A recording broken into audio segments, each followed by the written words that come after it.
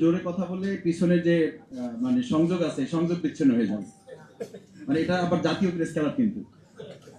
তো এরকম একটা দুর্ভাগ্যজনক পরিস্থিতির মধ্যে দিয়ে আমরা এগোচ্ছি। আমি আপনাদের প্রতি দুঃখ প্রকাশ করে নিচ্ছি। সামনে যারা আছেন শিক্ষক মন্ডলীর প্রতি আমি বিশেষ কৃতজ্ঞতা জ্ঞাপন করছি। আমাদের ইসলামী বিশ্ববিদ্যালয়ের শ্রদ্ধাভাজন শিক্ষক, তাদের প্রত্যেকের কথা শোনা দরকার ছিল। আমি আরো কৃতজ্ঞতা জ্ঞাপন করছি, হয়তো সভাপতি গুলো বলবেন, আমাদের শ্রদ্ধেয় প্রধান বক্তা ডক্টর মাহমুদুর রহমান, একেবারে বলা যায় শুরু থেকে উনি আছেন। আমি খুবই সাইকোলজিক্যাল চাপে আছি যে কত তাড়াতাড়ি প্রোগ্রামগুলো গুছিয়ে ওনাদের হাতে আমরা প্রোগ্রামটা ছেড়ে দিতে পারি। আমাদের প্রধান অতিথিও বলা যায় যে একদম শুরুতেই আমাদের মাঝে এসে উপস্থিত হয়েছেন। আমরা সত্যি ওনাদের প্রতি কৃতজ্ঞ যে ওনারা কষ্ট করে নানান ব্যস্ততার মধ্যেও আমাদের আজকের আয়োজনকে সমৃদ্ধ করার জন্য এখানে সময় দিয়েছেন। আমাদের সম্মানিত সভাপতি, জাতীয় সংসদের মাননীয় সংসদ সদস্য শুরু থেকে মুরব্বী হিসেবে আমাদের মাঝে আছেন, আমরা ওনাদের কথা শুনবো। আমি প্রথমে আপনাদেরকে একটা কথা বলে নিই যে আজকে যে শিক্ষা সংস্কার নিয়ে আমরা আলোচনা করছি, আমাকে আসতে আসতে আমার সাথে একজন শিক্ষক ছিলেন, উনি আমাকে কোশ্চেন করেছেন যে তুমি কথা বলবে। আমি বললাম হ্যাঁ স্যার, আমি তো একটু সুযোগ পাবো, হয়তো আমাকে দিতে পারে সময় কুলালে। বলছে যে জিজ্ঞেস করবা বা যারা থাকবে একটা কোশ্চেন তুলবা যে শিক্ষা সংস্কারে রাষ্ট্র সংস্কার নাকি রাষ্ট্র সংস্কারে শিক্ষা সংস্কার। আমি বললাম স্যার ব্যাপারটা কি এরকম যে আমরা ছোট সময় বলতাম যে মুরগি আগে না ডিম আগে, তো বললো যে ব্যাপারটা ওরকমই ধরো, যে শিক্ষা সংস্কারের মধ্য দিয়ে কি রাষ্ট্র সংস্কার হবে নাকি রাষ্ট্র সংস্কারের মধ্য দিয়ে শিক্ষা সংস্কারে হাত দেওয়া হবে। আমি বললাম স্যার আমি কিন্তু শিক্ষা সংস্কারের মধ্য দিয়ে রাষ্ট্র সংস্কারের পক্ষে। তো তখন উনি বললেন যে তোমার এই কথা সত্য, কিন্তু রাষ্ট্রে যারা বসেছিলেন 55 বছর এবং এখন যারা আছেন তারা এই কথার পক্ষে না, বিধায় তারা রাষ্ট্রের অবকাঠামো এবং অন্যান্য সুরক্ষা খাতে যত বরাদ্দ দেন ঠিক তার চেয়ে বেশি বরাদ্দ দিতে স্বাচ্ছন্দ্য বোধ করেন না এই শিক্ষা খাতে। এর মধ্য দিয়ে বোঝা যায় যে তারা আগে রাষ্ট্র ঠিক করতে চান, তারপরে শিক্ষায় হাত দিতে চান, যেটা পৃথিবীতে কোথাও সম্ভব হয় না, বাংলাদেশে এটা সম্ভব হবে না। দেখেন 195টা দেশের মধ্যে বাংলাদেশের গ্লোবাল নলেজ ইন্ডেক্স যেটা আছে, সেই ইন্ডেক্সে আমরা কত আগাইছি মানে এই যে আমরা 195টা দেশের মধ্যে এখন 122তম। একটা করতালি দিবেন না? ওই যে আমাদের সম্মানিত ওয়াইজিন কিরাম তাও কিন্তু করতালি দিবেন আপনারা। ওই যে ওয়াইজিন কিরাম কোন বলেন মাঝে মধ্যে সুবহানাল্লাহ, এখন বলবেন না, বাড়ি যেয়ে বলবেন। তো 195টা দেশের মধ্যে আমরা 22 নম্বরে আছি। আর কত অগ্রগতি হইলে যে ছেলেকে জিজ্ঞেস করছে বাবা রোল কত, তো বলছে যে আমার রোল হলো 36। বলছে ছাত্র কত? 37 জন। বলছে বাবা অনেক ভালো করছো তুমি, মাত্র একজন বাকি আছে, একে ওভারটেক করতে পারলেই তো তুমি ফার্স্ট। আমরা তো 195 দিকে আগাচ্ছি, আমরা তো 122 থেকে 121 120 এর দিকে আগাচ্ছি না। দেখেন তারপরে আরেকটা বিষয় আমি উল্লেখ করি, গ্লোবাল ইনোভেশন। উদ্ভাবন হয় না কে বলছে আমাদের দেশে? লজ্জার কথা, বোর্ডেরা আছেন, আমার শ্রদ্ধেয় শিক্ষক মুরব্বীরা আছেন, তারপর বলাই লাগে। এটা কোনো রাজনৈতিক কারণে বলছি না। সেদিন আমি আস্তে আস্তে একজন বলছেন যে ভাই আমাদের দেশে আবিষ্কার নাই, ইনোভেশন নাই, ক্রিয়েশন নাই, ক্রিয়েটিভিটি নাই। কে বলছে? আগে চাঁদা টাদা তোলার জন্য গুলি করা হতো। আমাদের দেশে বলা হয়েছিল দুর্নীতির টুটি চেপে ধরা হবে। এখন তো দেখছি যে ইনোভেশন হয়ে ক্রিয়েটিভিটি ডেভেলপ করে এখন অন্য কিছু চেপে ধরা হচ্ছে।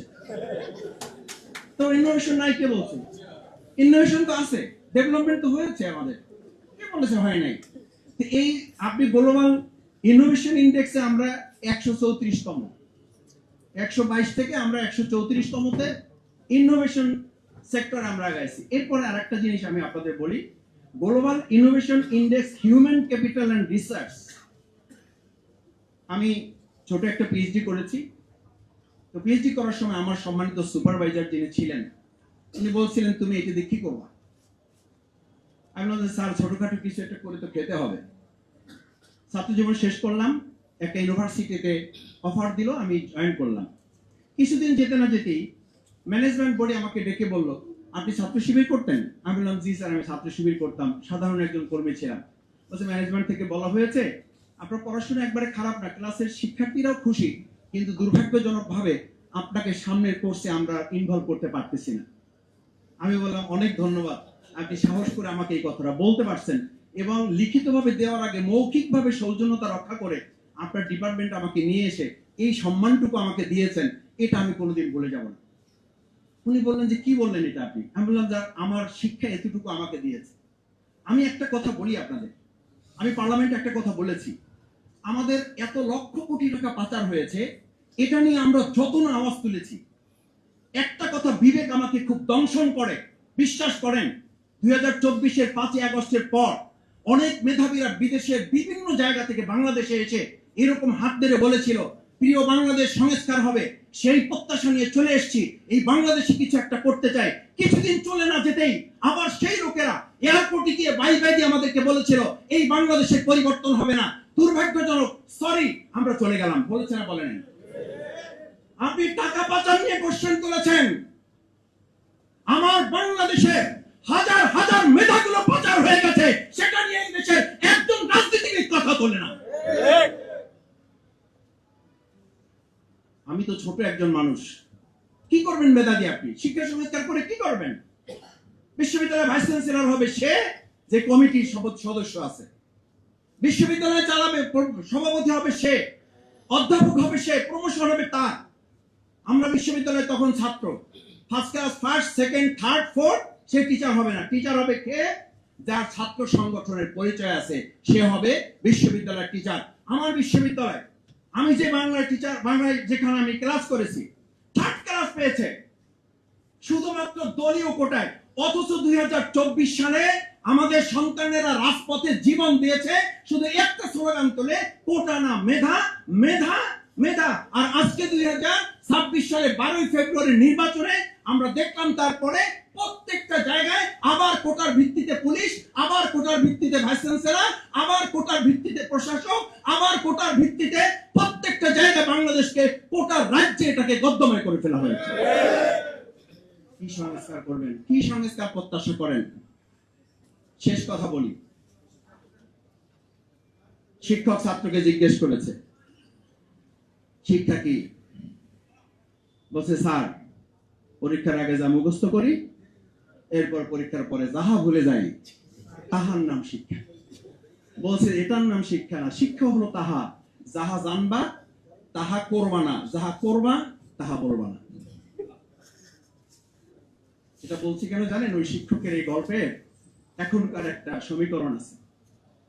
আমাদের একজন বাংলাদেশের ফ্যাসিস্ট নেত্রী আছেন, বলেছিলেন উনি বাংলাদেশ থেকে কখনো এই দেশ ছেড়ে যাবেন না, কিন্তু আল্লাহর খাস মেহেরবানি উনি যান নাই। শুধু উনি বাইতুল মুকাররমের ইমাম শুদ্ধ নিয়ে চলে গেছে। এই লাইনটা বলার জন্য এটা বলি নাই। এখন আবার প্রায় আমাকে বিভিন্ন ভাইয়েরাও যেমন জিজ্ঞেস করে, সাংবাদিক বৃন্দ ফোন করতেই আছেন, ব্যাপারটা যেন এরকম, এটা আমাদের হাতে টিকিট। সাংবাদিক ভাইরা যখন জিজ্ঞেস করেন যে আপা কি আসলে আসবে মাসুদ ভাই, আমি বললাম যে ভাই টিকিট কি আমার হাতে? টিকিট তুলে যাওয়ার সময় আমাদের অনুমতি নেন নাই, আমার মনে হয় আসার সময় অনুমতি নেবেন না। তবে এইটুকু বলতে পারি, উনি যাবেন বলছিলেন, চলে গেছেন। আসবেন বলছিলেন, উনি আসবেন, এটা নিশ্চিত। আর যদি আসেনি, তাহলে ওনার দায়িত্বে আসবেন না, বাংলাদেশের জনগণ এবং রাষ্ট্র দায়িত্ব নিয়ে আসবে এবং ফাঁসির কাস্টে ঝুলাবার জন্যই ওনাকে নিয়ে আসবে। সেরকম একটা শিক্ষা সংস্কার রাষ্ট্র আমাদের গঠন করার জন্যই আজকের এই সেমিনার যদি কিছুটা করতে পারে, আমি বিশ্বাস করি সফল হব, বাংলাদেশ সফল হবে। সবাইকে ধন্যবাদ। আসসালামু আলাইকুম।